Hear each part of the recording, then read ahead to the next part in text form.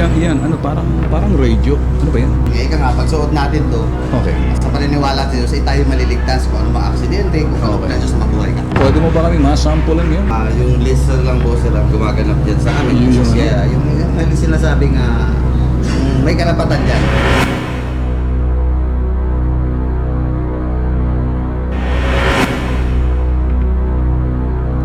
Inakalang patay na matapos siyang barilin sa ulo.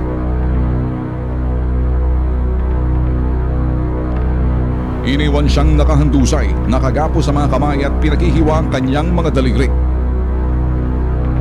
Hiniwa yung mga daliri. Sir, halos sumagad na rin sa buto, sir. Bakit hiniwa? Sabi lang, sir, nung nakaluhod ako, bago ko binaril, hindi mo na magagamit ang mga daliri mo sa baril. Bakit? Marunong ko sa baril? Marunong, sir, lumaki ako sa baril. Pinagbabaril ng 3 beses, subalit ni isang bala walang tumama sa kanyang katawan. Miyembro siya ng kilabot na grupong tinatawag na Haring Bakal sa Bacoor, Cavite. Ang grupong Haring Bakal may ituturing samahang kulto. Naniniwala sila na hindi tinatablan ng bala at hindi kayang sugatan kahit sila'y pagtatagain ng itak. Siya si Froilan Livre, miyembro ng nasabing kulto na buhay. Bisa kaya ito ng anting-anting o di kaya di niya pa talaga panahon mamatay? 27 ng Mayo, taong kasalukuyan, alas 11 ng gabi sa loob ng isang subdivision sa barangay Queens Road, Bacoor, Cavite. Naganap ang pagdukot kay Froilan Livre. Marami nang alam si Froilan hinggil sa maitim na lihim na itinatago ng kanyang grupo na Haring Bakal kaya't tinangka siyang ligpitin. Una, sir, magkakasama kami sa grupo. Yung saka yung may-ari ng lupa. Bali, sir, ang amo ko talaga, yung may-ari ng lupa, ng subdivision. Si Ma'am Maricar po, Arieta. Nag-iikot din ako, naalaman ko na panluloko na yung nangyayari. Sinumbong ko, yun, nagkaharap-harap kami. Sabi ko, ma'am, ganito nangyayari. Hindi maganda kasi, ma'am, kasi isang lugar tayo, manluloko tayo dito rin sa atin. Hindi ko yata kaya yung ganun. Hanggang sa sila mag-away, babanggitin ko na, sir, si Atorong Paglinawan, hanggang sa naghiwalay sila. Anong katauhan itong si Atty. Paglinawan? Bali, sir, yung grupo nila, medyo malalim, sir, kasi siya palagi ang abogado pag may nahasangpot yung grupo. Kaya nga, sir, umalis ako sa kanila. Saka hindi ko rin gusto yung ganun. Isang buwan bago nangyari ang krimen, natutunugan na ni Froilan na mainit na ang grupo sa kanya kung kaya't lumapit na ito sa bitag. Aksidente lang ang pagtatagpo ng bitag at ni Froilan dahil ang aming pakay noong mga panahong yon ay isuko ng voluntaryo ang itinuturong suspect na si Willie Sayo sa Bacoor, Cavite na lumapit din sa bitag. 8 ng Hunyo, nakatanggap ng tawag ang bitag mula sa isang lalaki. Suspect daw siya sa pagpatay kay Froilan Livre sa Bacoor, Cavite. Nais niya daw sumuko sa tulong ng bitag. Hello, sir.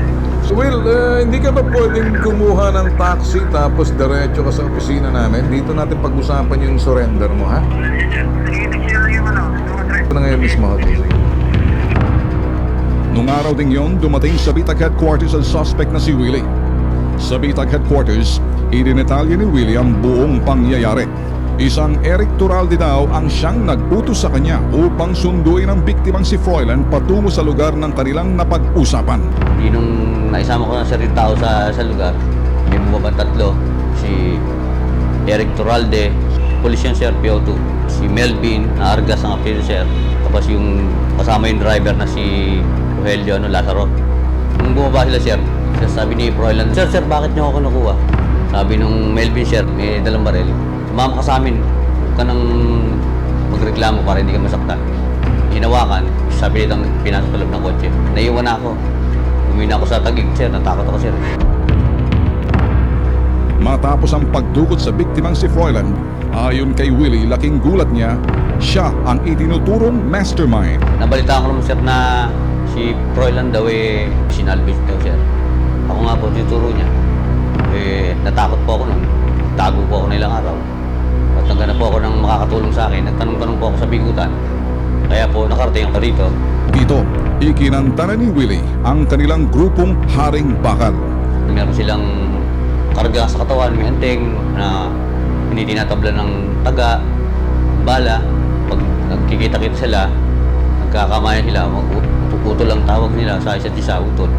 Pumapatay sila ng tao ng pabigla-bigla, so kaya nila yun. Yung attorney Paglinawan, yun ang amo-amo nila, tsaka yung Emil. Ayon kay Willie, ang grupong Haring Bakal ang siyang nagsisilbing Special Security Force ng Queens Row Subdivision. Kaya't anumang lupa ang magugustuhan ng grupo kanilang nakukuha.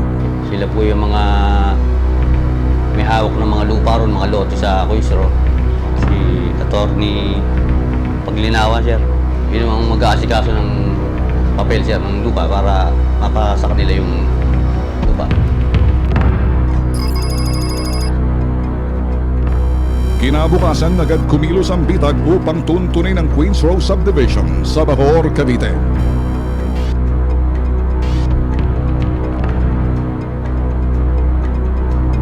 Dito ba? Itong dito? Yan, sir, Melo ng Ito, dito Diyan kami dito. sa may tapat na yun, diyan kami nagkita ni Saan, Paula. saan pa? Saan Diyan pa? sa bahay na yun, sir. Itong dito? Yan, sir. Sunod na tinungo ng bitag ang lugar na pinagdalhan ni Willie sa biktimang si Froilan, kung saan nag-aantay daw ang isang nakaparadang sasakyan. Yan, sir, dyan. Dito ko sa Dinala, dyan sa may pasok yan, sa may bike na yun. So, dinala mo rito. Yan, sir. Doon sa banda ron. Eh, ito rin, sir. Diyan kami tumigil, sir. Diyan siya kinuha. Habang isinasagawa ng bitag ang reconnaissance, lula ng aming surveillance vehicle, naispata namin ang green adventure na ito. Napag-aari umano ng pulis na si Emil Narido, na isa ring itinuturo ni Willie na kasama sa dumukot sa biktimang si Froilan. Ano yung adventure na ito? Ang gumagamit nun, sir, si Emil eh. Si Emil? Oh, si Emil, tsaka si attorney. Ipinakita sa bitag ni Willie ang malawak na bakanting lupain na inaangkin ng grupong Haring Bakal na bahagi ng Queens Row Subdivision. Hawak nila yan. Gusto nilang kanila lahat yan. Itong lupa na to, yung sinasabi mo, attorney Paglinawan ako lang kausap. Siya ang nangangalaga to, siya ang mahawak. Matapos may sagawa ng bitag ng reconnaissance sa loob at labas ng Queens Row Subdivision, agad kaming nakipag-ugnayan sa Bacoor Police Station upang voluntaryong isuko ang suspect na si Willie. Dito, lumutang ang biktimang si Froilan. Hindi ito inaasahan ng bitag.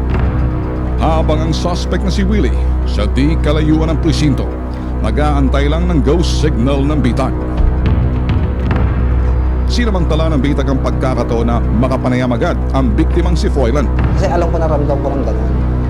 Set up to Willie, anong problema.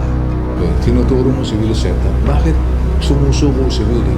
Nag-file kami sa rank case, siya lang sa rank kilala ko. Naintindihan ko sinasabi, hindi ko naman kinukontra yung binibigay mo na statement. Nare-respeto ko yun.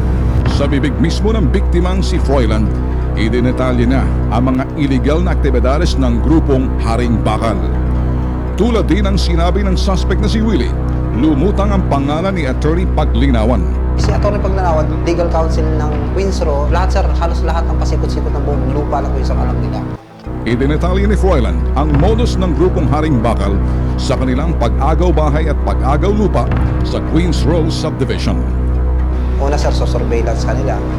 Ano na kaya kanilang iharas, saka paalisin ng pwersahan, papaalisin ka sir. Pupuntahan ka sir ng armado mga lalaki ron, diba? Naka-uniforme ng Police Etoralde. Yung isa, naka-police shirt ng NBI. Matatakot ka sir, puro naka-rifle sila. Pepwersahin nila yung pinto, sisirain nila. Itatapon yung mga gamit sa labas, kung ano na pag nataypan nilang gamit, kukunin nila. Ang modus dito sa subdivision na to, pinapasok nitong grupo, komando sa assault. Assault nila. Wala sa pinipiling oras, mapa-araw, mapa-madilim. Fight sila. Araw, gabi, papasukin na yung lugar.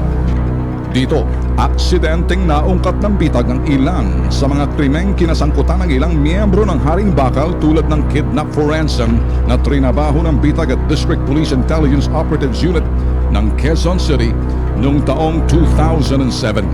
Tapos nung nagkagulo sila sa Ternate, nagkawatak-watak muna, iba nakulong sir. Nung bumalik sila Queens Row, yan na sir, kinuha lahat sila na Atty. Paglinawan. Doon na sila naging parang security force. Dumami na dumami. Nasa kidnapping.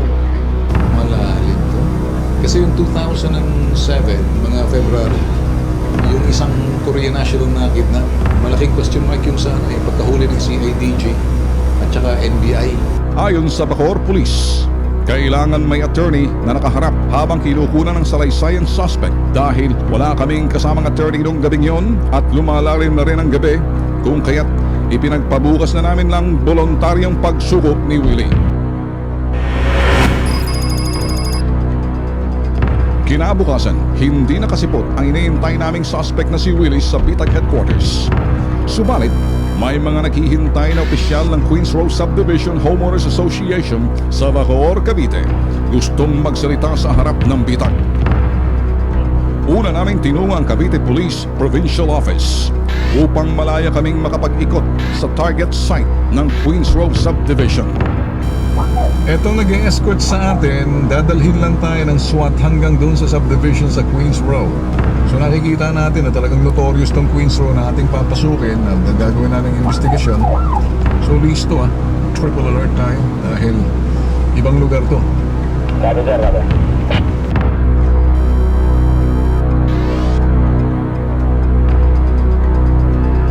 Pagdating namin sa target site, nakaharap namin ang mga opisyalis ng Queens Row Subdivision Homeowners Association.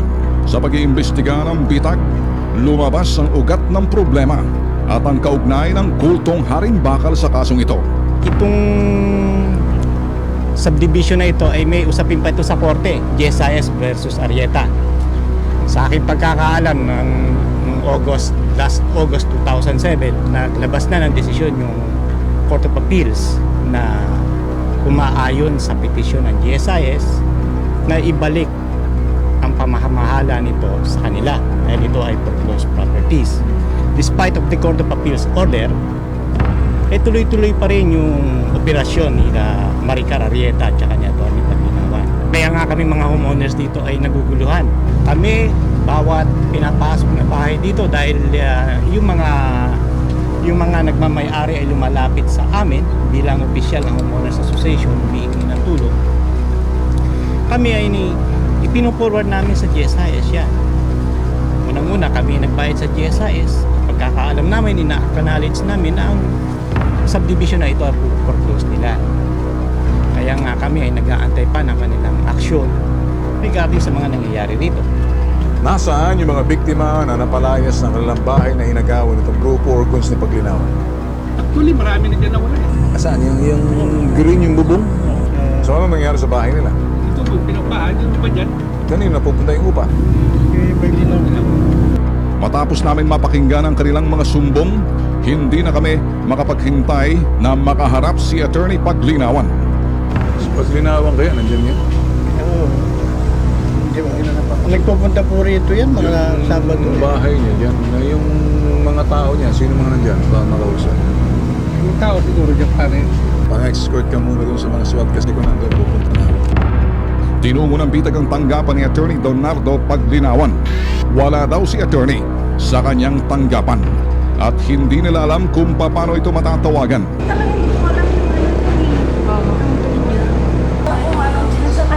Wala akong contact sa kanya eh. Dahil dito, nagdesisyon ang Bitag na magtungo sa barangay hall ng Queens Row Subdivision. Habang nakikipag-usap ang Bitag sa mga kagawad ng barangay, biglang lumutang ang tigasing ito na para bang umaalma sa ginagawang pag-iimbestiga namin. Alaman na kung ano bang anong problema, kung anong halimbawa. Kasi siyempre nandito kayo, di ko investigahan nyo ako, halimbawa ganun. Gusto ko malaman. Kaya ako si Ben Tulfo nga pala sa Bitag. Arturo Libria po. Presto, isa siya sa mga itinuturong suspect na kasama sa pagdukot at pagtangkang pagpatay sa biktimang si Froilan. Hindi na siya pinakawalan ng Bitag dahil ang gusto niya ay makipagsubukan. Itinuturo ka nitong si Willie na umakay kay Froilan para i-salvage. Kasi nungaling nga po yan sir. Wala akong... Ni Willie. Ni Willie po. Wala akong nalalaman dyan sir kung tinuturo man nila ako. Hindi niya inaasahan ang aming itatanong. Ito ang maglalagay sa kanya sa bitag ng alanganin kaya naman iwas pusoy na lang si Kolokoy. Kung sakaling si Willie gumanap star witness, pinagtuturo kayo. Sa ako sir, wala akong Okay, nalalaman. narespetuhin ko yung mga sinasabi Mga mo. bagay na pinaggagawa nila. Kasi ako namuhay lang ng tahimik dito.